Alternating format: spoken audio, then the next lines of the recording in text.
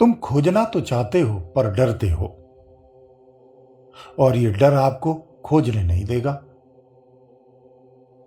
एक साधक की मनोदशा इसी तरह की होती है। लेकिन यह भी सत्य है कि जब तक आप डरोगे आगे नहीं बढ़ सकते हो। तो फिर आगे कैसे बढ़ेंगे? आगे बढ़ने का क्या तरीका है? क्योंकि आगे तो बढ़ना है, यह भी तय कर रखा है। तो फिर दोनों में से एक ही काम हो सकता है, या तो आगे बढ़ना पड़ेगा या फिर इस डर पे हटाना पड़ेगा। तो सीधी सी बात है, आगे बढ़ने के लिए हमें यह डर ही हटाना पड़ेगा। तो अब यह डर हटेगा कैसे? क्योंकि हर क्षण रुकावट बनता है। यह डर तब जरूर रुकावट बनता है जब अंदर में कुछ मिलने वाला होता है, या कहीं जाकर के बहुत अच्छी स्थिति में पहुंचने वाले होते हैं।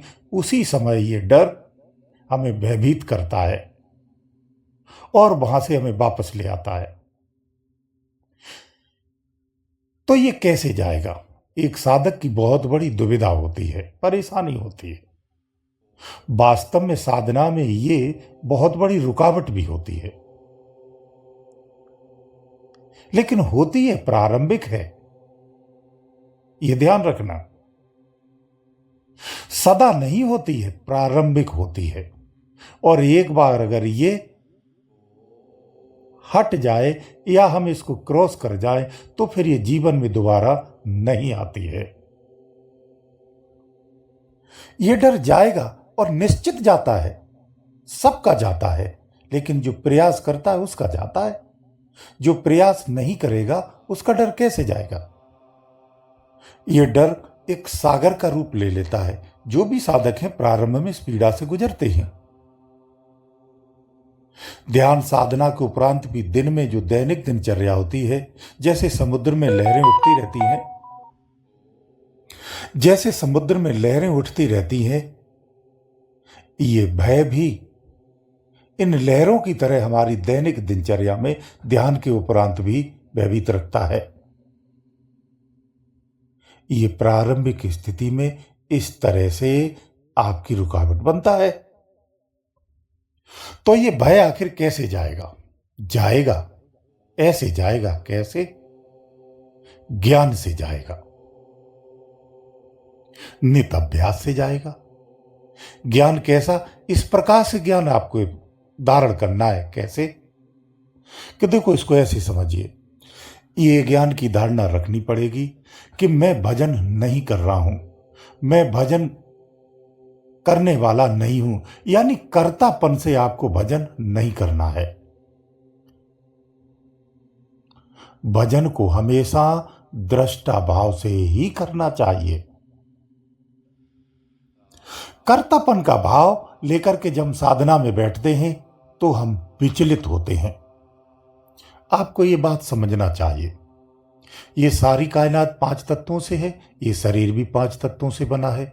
जब ये शरीर 5 तत्वों से बनता है और इसके अंदर में एक प्राण की स्थापना हो जाती है, ये तत्वों से निर्मित काया सजीव सी हो जाती है, यानी सजीव बन जाती है, तो अपने गुणों का प्रदर्शन करती है। तमोगुण आना, गुस्सा आना, ईर्षा होना, भय लगना, आलस आना, निद्रा आना, नित कर्म, नित चिंतन, ये सब तत्वों के ही गुण हैं, उन्हीं का स्वभाव है, ये आपका नहीं है। पांचों तत्वों की 5-5 प्रकृतियां हैं जो मुख्य रूप से कही जाती हैं। इन सब को मिला देते हैं तो 25 हो जाते हैं। इनको प्रपंच कहा जाता है। जब आप कर्तापन की भाव से साधना करते हैं तो कहने का तात्पर्य है आप प्रपंच रूप से ही साधना करते हैं। और जब तक आप प्रपंच में रहेंगे तब तक कर्तापन में रहेंगे, यानी जो भी क्रिया हो रही है वो आप स्वयं को ही महसूस करेंगे। फिर इस स्थिति में जब स्थूल शरीर में कोई भी एक्टिविटी होती है, क्रिया होती है, तो उससे आपको भय महसूस होता है। उस परिवर्तन से आपको डर लगता है। आप चेतन हो और जड़ में अपने आप को स्वीकार कर रखा है। तो जब आप भजन करते हो तो जड़ और चेतन दोनों की अलगाव होने लगता है, अलग अलग होने लगते हैं।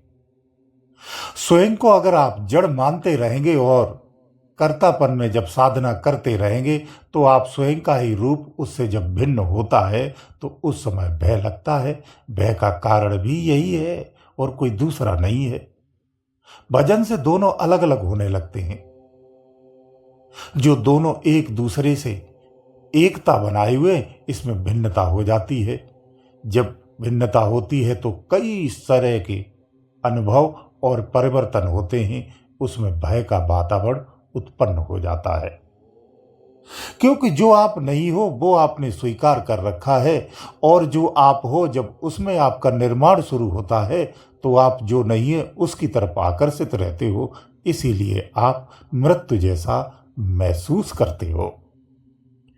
जिस प्रकार सोने से सारी दुनिया लुप्त नहीं होती है, ऐसे ही भजन करने से कभी मृत्यु नहीं होती है, बल्कि आपको पूर्ण जीवन दान मिलता है। अगर आप कर्तापन का भाव त्याग करके साधना करते हैं तो आप तीनों अवस्थाओं में स्वतंत्र हो जाते हैं। अन्यथा तीनों अवस्थाओं में यह भय रहता है। दो में स्पष्ट है, तीसरे में स्पष्ट नहीं है। तीसरे में स्पष्ट क्यों नहीं है? इसलिए नहीं है कि आप जैसे सो गए, आपके सोने के उपरांत सारी दुनिया में आग लग जाए, आपको पता नहीं चलेगा, आप बेफिक्र रहेंगे। लेकिन भय वहां भी है, लेकिन भय का एहसास नहीं है। बस इतना ही अंतर है। जब आंख खुलती है तो स्पष्ट रहता है। इसीलिए यह भय तीनों अवस्थाओं में रहता है। हमें कर्तापन मिटाना है, साक्षी भाव से, दृष्टा भाव से हमें साधना करनी है।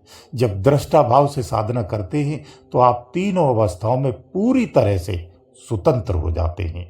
और जब तक स्वतंत्रता नहीं आती है तब तक आप दिव्यता को नहीं प्राप्त कर सकते, आगे नहीं बढ़ सकते हैं। तुरिया में प्रवेश निडरता के उपरांत ही है, इसीलिए उसे शहंशाह भी कहते हैं। क्योंकि तुरिया में जाने वाला सब प्रकार से विजय प्राप्त कर लेता है, सब पर अपना संतुलन कर लेता है। फिर वो संसारी होता है, संसारी होकर भी संसारी नहीं होता है। यही भेद है। आप जैसा कार्य करते हैं वैसे वो भी करता है, आप ही के तरह बात करता है, आप ही के साथ रहता है, आप जैसा ही रहता है, परंतु वो आप जैसा नहीं होता है। वो इस स्थिति में रहता है। इसलिए यहां आपको गलतियों से भी नहीं डरना है, भयभीत नहीं होना है। अपने लक्ष्य पर बस सधे रहो, उसी लक्ष्य को साधे रहो, आगे बढ़ते रहो। मानवता की योनि में है तो गलतियां तो निश्चित होनी है, अज्ञानता में है तो गलतियां होंगी। इनसे बेफिक्र हो जाओ। प्रयास ये हो कि गलतियां ना हो, लेकिन सतर्कता के साथ अपने लक्ष्य को साधे रहो। निश्चित मानिए एक न एक दिन आप अपने लक्ष्य को प्राप्त करेंगे। अगर इन्हीं भय में, इन गलतियों में और इन्हीं भ्रमों में फंसे रहेंगे तो फिर आगे नहीं बढ़ पाएंगे। निडरता के लिए आपको दृढ़ संकल्पित भी होना होगा। रोज सत्संग सुनना होगा, रोज नित्य अभ्यास भी करना होगा। निडरता में ही अभ्यास करिए। अगर डर है तो डर में भी अभ्यास करिए, लेकिन रोज लगे रहिए। जब आप रोज प्रयास करेंगे, एक न एक दिन इस डर को जाना पड़ता है, इसे आप पार कर जाते हैं। क्योंकि यथार्थ कह दूं, यथार्थ ये बात है, क्योंकि डर नाम की कोई चीज होती ही नहीं है जिससे आप भयभीत होते हैं। वास्तव में डर होता ही नहीं है। यही हमारा भ्रम है, हमारा भ्रम ही हमारा डर है। इस बात को आपको समझना चाहिए। इसलिए बार बार कहता हूं कि गलती होती है तो हो जाने दो, बस आप अपने प्रयास में लगे रहो। और आपका प्रयास कैसा? स्वतंत्रता से होना चाहिए। अपने जीवन को पूरी तरह से स्वतंत्र कर लो, व्यर्थ की धारणा और विचारों से बचा लो। स्वतंत्र होकर के गहराई से उस परम पिता परमात्मा की प्राप्ति के लिए नित अभ्यास में लग जाओ। निश्चित फतेह होगी। गुरुदेव दयालु।